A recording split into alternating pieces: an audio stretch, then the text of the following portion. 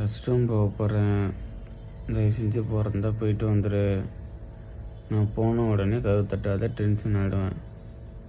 எத்தனை மணிக்கு வெளியே வருவேன்? நான் குடும்பம் நடத்த போகிறேன். போடி. அதுதான் எனக்கு பெரிய டவுட்டு.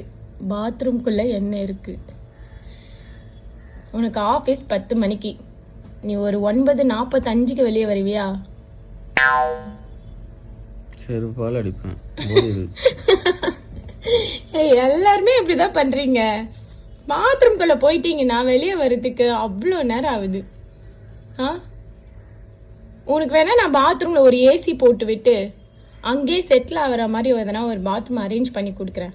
நான் சொல்றேன், அங்கேயே போய் செட்டில் ஆயிடுறியா? சரி ஓகே. சரி ஓகேவா? உன் கூட இருக்குது கக்க ஸ்கூல்லே இருக்கலாம்.